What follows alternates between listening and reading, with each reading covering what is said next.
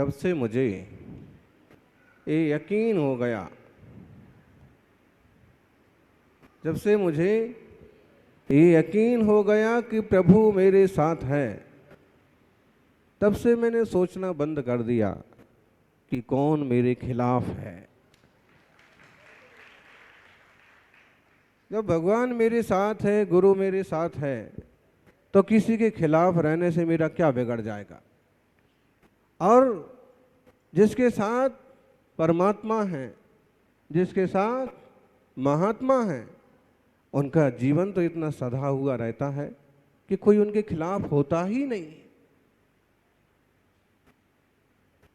जिन्हें तीर्थंकरों से प्रज्ञा मिले, जिन्हें गुरुओं से ज्ञान मिले, वो अपने जीवन में ऐसा कोई रास्ता ही नहीं अपनाते जिससे कोई उनके खिलाफ हो, किसी को तकलीफ हो। सौभाग्यशालियों, यूं ही छोटी सी बात पर ताल्लुकात बिगड़ जाते हैं, यूं ही छोटी सी बात पर ताल्लुकात बिगड़ जाते हैं। मुद्दा होता है सही क्या है, मुद्दा होता है सही क्या है, और लोग सही कौन है पर उलझ जाते हैं। सही क्या है का निर्णय करना चाहिए, लेकिन सही कौन है पर उलझ जाते हैं। बाकी सब बंद कर दो, एक ही चालू रखो तो तुम्हारी मशीन सही चलेगी। एक अच्छा 100 बुरों से ज्यादा महत्वपूर्ण होता है।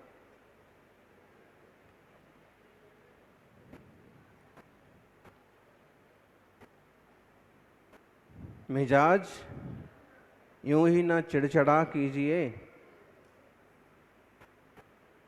मिजाज यूं ही ना चिड़चिड़ा कीजिए। कोई बातें छोटी करे तो आप दिल बड़ा कीजिए, कोई बातें छोटी करे तो आप दिल बड़ा कीजिए। कोई बात नहीं, इसकी आदत छोटी बातें करने की है, ये छोटी बातें कर रहा है। छोटा आदमी छोटी बात करता है, हम बड़े आदमी बन जाएं और हम अपना दिल भी थोड़ा बड़ा कर लें। कई सारी चीजें समझ जाएंगी। जिस मंदिर में हम बैठे हैं, मौजमाबाद, मौजमा गुजराती में केव छो भाई, मौजमा मजामा छू। तो मौजमा बाद मा छू, मौजमा छू।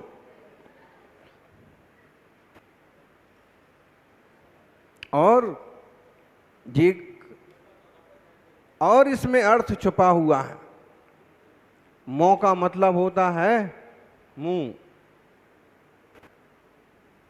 मौ का मतलब देसी भाषा का शब्द है मौ। मौ तो खोलो, मौ से बोलो। और मौ जमा और मौ बाद। संसार कैसा है, यहाँ सब कुछ मौ जमा है और मौ बाद है। का मतलब है कि यहाँ तो जो मुंह से बोलो सोई जमा और मुंह से बोलो ही सोई बाद, बर्बाद। मतलब है कि वचन के बल पर व्यक्ति बहुत कुछ जमा भी कर लेता है और वचन के बल पर व्यक्ति बहुत कुछ बर्बाद भी। बाद माने होता है बर्बाद, बाद माने हार, होना। मौजमाबाद काफी पुराना शहर है और गोधा जी ने मंदिर बनवाया था। गोधा जी सामने भी बैठे एक, वो भी एक गोधा थे जिन्होंने इतना बड़ा मंदिर बनवाया। आदिनाथ स्वामी, अजितनाथ स्वामी की, संभवनाथ भगवान की बड़ी बड़ी सुंदर प्रतिमाएं विराजमान की। और अनेक राजे महाराजे आए चले गए, लेकिन भगवान की प्रतिमाएं आप भी अपने आसन पर विराजमान हैं। सौभाग्यशालियों, ऐसे जिनालयों का, ऐसे चैत्यालयों का संरक्षण, संवर्धन, बंदन, अभिनंदन करना प्रत्येक धर्मात्मा का कर्तव्य है।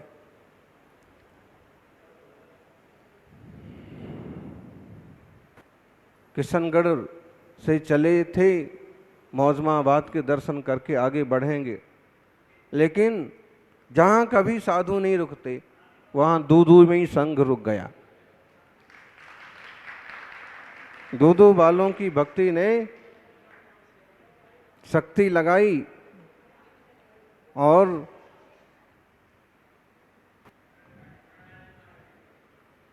संघ का लाभ लिया। तो कब किसका भाग्य जागे, कब किसका पुण्य उदय में आए। मुनिराज कह रहे थे अभी कि पेड़ से भी सीख लो थोड़ा सा, पौधों से भी सीख लो, पशु पंछियों से भी सीख लो। एक समय वो रहा कि वो कितना चलना चाहे चल ले, लेकिन उसका सब कुछ चलना अशुभ के लिए था, पाप के लिए चलता था, किसी को मारने काटने के लिए चलता था। आज ये स्थिति हो गई कि 1 इंच भी नहीं चल सकता, एक जगह पेड़ बन के खड़ा। मन था, शुभोपयोग कर सकता था, अच्छे विचार कर सकता था, धर्म ध्यान कर सकता था, लेकिन नहीं, धर्म ध्यान नहीं किया, अपध्यान किया। और अपध्यान का परिणाम ये हुआ कि मन ही नहीं है, एक इंद्रिय पर्याय में ठूंठ की तरह खड़े रहो। अशुभ बोलता था, कभी मुंह से शुभ शब्द ही नहीं निकलते। किसी के सम्मान में 2 बातें कहने में तकलीफ होती, किसी से जय जिनेंद्र कहने में भारी पड़ता।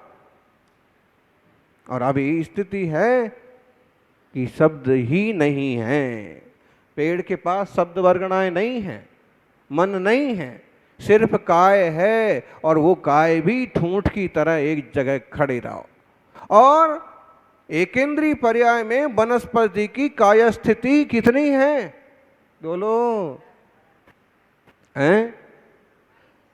अनंत काल वनस्पति की काय स्थिति, अनंत काल। काय स्थिति मतलब भाव तो बदल जाएगा, आम से इमली हो जाएगा, इमली से बबूल हो जाएगा, भाव तो बदल जाएगा, लेकिन काय वही रहेगी, वनस्पति काय, वनस्पति काय, वनस्पति काय। अनंत काल तक वो भी जीव है, कौन गिन रहा। ये तो मुनिराज हैं। आज हम वहां से निकले, कहां से निकले बोलो बोलो, इतने सारे लोग थे बिहार में, कहीं से भी निकले समझ लो, 7 किलोमीटर पहले से, और 5 किलोमीटर तक शुद्धि की जगह नहीं मिली। क्यों नहीं मिली, क्या दिक्कत थी। आप कहो इतने बड़े बड़े खेत थे, इतनी बड़ी बड़ी सब घास थी, सब तो था, क्यों नहीं मिली। मुनि महाराज को व्युत्सर्ग समिति का पालन करना आवश्यक होता है। एक मूल गुण है कि मल विसर्जन भी करना है तो वहाँ आसपास कोई ग्रस्त का घर ना हो, वहाँ घास ना हो, वहाँ नए बीज ना बोए गए, वहाँ पानी नहीं भर गया हो, वहाँ बहुत ज़्यादा नमी ना हो, वहाँ बहुत ज़्यादा जीव ना हो और छिद्र ना हो। ऐसी प्रासुक भूमि पर गुड़ स्थान में मल विसर्जन करते हैं, शुद्धि करते हैं। और किसी को जाना हो तो उसको क्या है, उनका कोई संयम ही नहीं है, जीव रक्षा का उतना कोई भाव ही नहीं है। तो मुनिराज तो शरीर से भी प्रवृत्ति करेंगे तो इतनी सतर्कता से करेंगे कि एकेंद्रिय का विघात ना हो जाए। वो एकेंद्रिय जीव है ना, वो काय स्थिति है किसी जीव की, किसी होनहार सिद्धात्मा की। सड़क पर रेंगती हुई गिजाई गाड़ी वालों को कहाँ दिखेगी। गाड़ी और लाड़ी वाले तो अपनी गाड़ी और लाड़ी में मगन हो जाते। बस अब किसका क्या हो रहा होने दो। थोड़े से कोई धर्मात्मा हो कि विचार रखें कि कोई जीव ना कुचल जाए, कोई जीव ना मर जाए, वरना चले जा रहे हैं।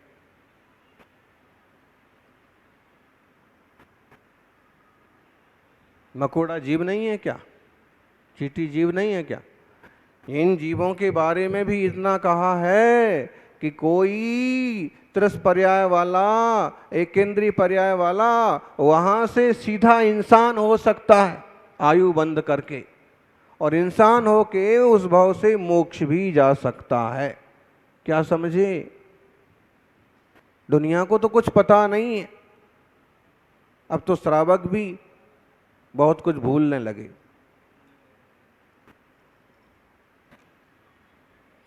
इसलिए दया का पालन करते हैं, इसलिए चातुर्मास एक जगह रुक करके करते हैं, पद विहार करते हैं, सूर्य उदय होने पर ही चलते हैं।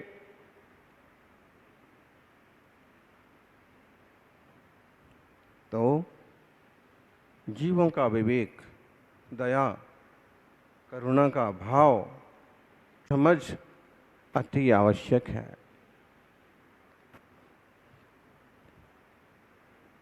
हम तो सौभाग्यशाली जीवों में से हैं कि इंसान की पर्याय मिली, जैन कुल मिला।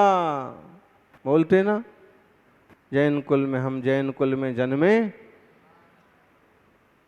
अभिमान करो बोले। मतलब क्या? इतराते फिरो। इसका मतलब है कि अपने धर्म पर, अपने कुल पर, अपने गोत्र पर अभिमान करो। और अभिमान का मतलब ये नहीं कि इतराते फिरो, उसका मतलब है कि अपने भाग्य की सराहना करो कि जो दुनिया में किसी को नहीं मिला वो तुम्हें मिला। और भी तो इतने लोग हैं दुनिया में, डॉक्टर साहब। दुनिया में कितने डॉक्टर हैं? किशनगढ़ में कितने डॉक्टर हैं? लेकिन यहाँ कितने डॉक्टर पहुंचे? एक दो ही डॉक्टर आए। सारे डॉक्टर भी धर्मात्मा नहीं हो जाते हैं, सारे लोगों को भी जैन धर्म नहीं मिल जाता है। ये तो किसी का भाग्य चमकता है तो वो जैन धर्म पाता है। इस मंगलमय, इस पवित्र वीतरागी धर्म की गहराई में जाओ। तीर्थंकर अजितनाथ स्वामी के चरणों में हम बैठे हैं, जैन धर्म के दूसरे तीर्थंकर, अयोध्या में जिनका जन्म हुआ। सम्मेद शिखर में इस युग में सबसे पहले मोक्ष कौन गया? अरे इतना तो जोर से बोल लो। इस 24 में सबसे पहले मोक्ष कौन गया? सम्मेद शिखर से अजितनाथ भगवान। सिद्ध वरकूट उनके टोंक का नाम है।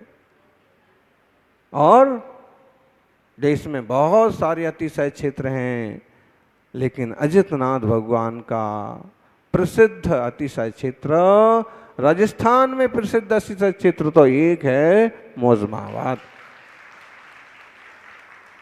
और इस समाज का सौभाग्य है, कितने घर हैं यहाँ पर?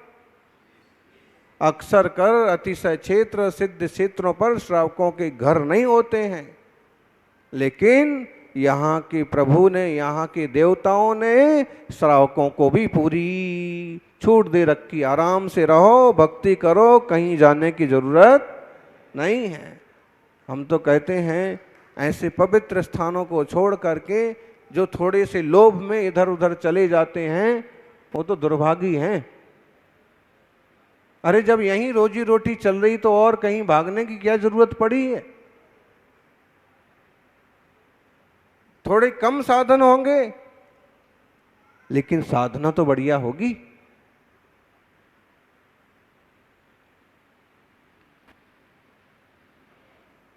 भाव शुद्धि पर ध्यान दीजिए, परिणाम की शुद्धि। धर्म ध्यान करो, अपद ध्यान नहीं। अपद ध्यान में उल्टा सुल्टा सोचते रहते हैं, दूसरे का बुरा कैसे हो, इसका नुकसान कैसे हो, ये आगे क्यों बढ़ गया, ईर्ष्या करते हैं, द्वेष करते हैं। ऐसा करने से क्या उपलब्धि होगी? उल्टा उल्टा सोचने से और उल्टा ही उल्टा होता जाता है। और सीधा सोचोगे किसी की अच्छाइयों पर गौर करके उसकी अच्छाई की प्रशंसा करोगे तो कभी आप भी उस लेवल तक पहुंच जाओगे।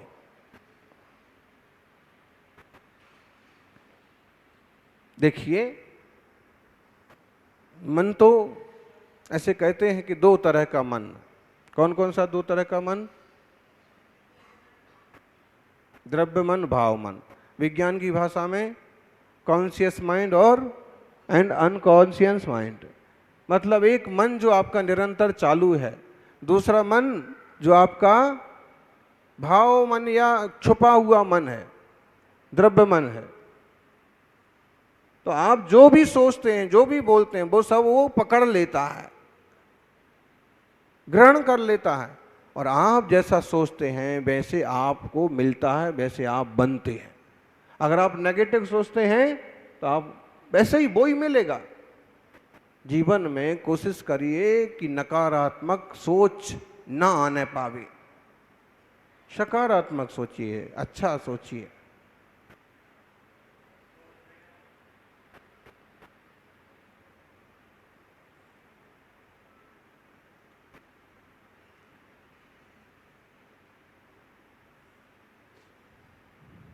आपका मन एक तरह का कल्प वृक्ष है, आपकी भावनाएं कल्प वृक्ष के समान हैं, आपकी श्रद्धा कल्प वृक्ष के समान। आपको जैसा चिंतन होता है वैसा परिणमन होता है।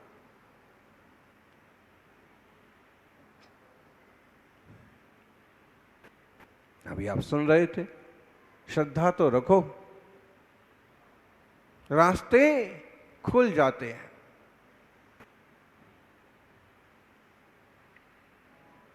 जंगल में जहां कोई सहारा नहीं होता है, टापू पर जहां कोई इशारा नहीं होता है, वहां धर्म सहारा बन जाता है, धर्म इशारा बन जाता है।